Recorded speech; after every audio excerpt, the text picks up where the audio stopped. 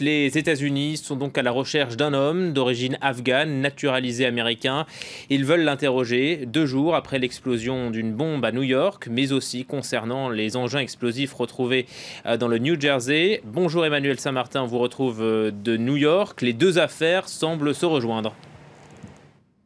Et oui, finalement, alors que les autorités new-yorkaises le premier jour avaient dit qu'elles semblaient totalement disconnectées, ben non, il semble maintenant qu'il y ait un lien, puisque et ce lien, ce serait, vous avez dit, Ahmad Khan Rahani, qui est cet homme qui est recherché depuis ce matin et qui est soupçonné d'être impliqué à la fois dans les explosions et dans la bombe dans l'explosion pardon et dans la bombe qui n'a pas explosé à Manhattan samedi soir, dans les deux étant de même facture, et puis aussi cette explosion qui avait eu lieu dans le New Jersey plus tôt dans la journée de samedi, sans faire aucune victime. Et donc dans ces deux cas, eh bien, c'est semble-t-il Ahmad Khan Rahani qui est le point commun finalement. C'est un homme, vous l'avez dit, de 28 ans, d'origine afghane, né en Afghanistan, qui vit aux États-Unis depuis longtemps. Il habitait à Elizabeth dans le New Jersey, c'est en tout cas sa dernière adresse connue, et c'est une véritable chasse à l'homme, il faut bien le dire comme ça, qui est organisée maintenant, puisque les autorités ont pris l'initiative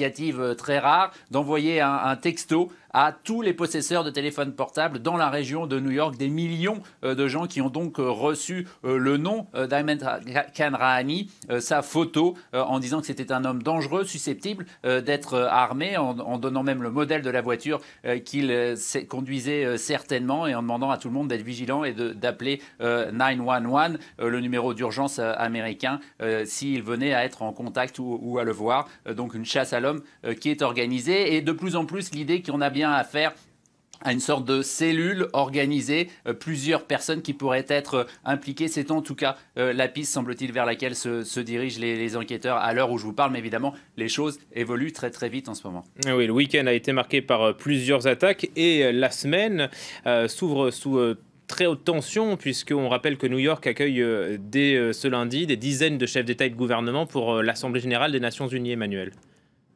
Ben oui, c'est le contexte très très particulier dans lequel commence cette Assemblée générale des Nations unies. Vous avez dit une centaine de chefs d'État et de gouvernement qui sont attendus, évidemment parmi eux Barack Obama, donc une présence policière énorme. C'est toujours le cas ici à l'occasion de cette semaine annuelle de l'Assemblée générale ici, mais c'est encore plus le cas cette année évidemment, notamment après ces incidents de cette semaine. Le maire Bill de Blasio a dit qu'il fallait s'attendre à voir des policiers partout dans New York. Le gouverneur a annoncé 1000 hommes supplémentaires, à la fois des policiers de l'État de New York et puis des hommes de la garde nationale. Une présence policière très très forte.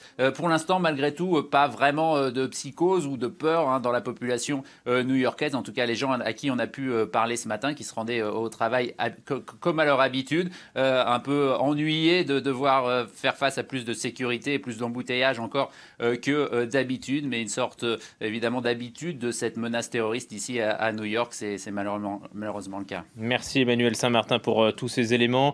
J'ajoute que le clan Trump a réagi. Le porte-parole du candidat républicain accuse la Maison-Blanche de minimiser l'état de la menace de l'État islamique.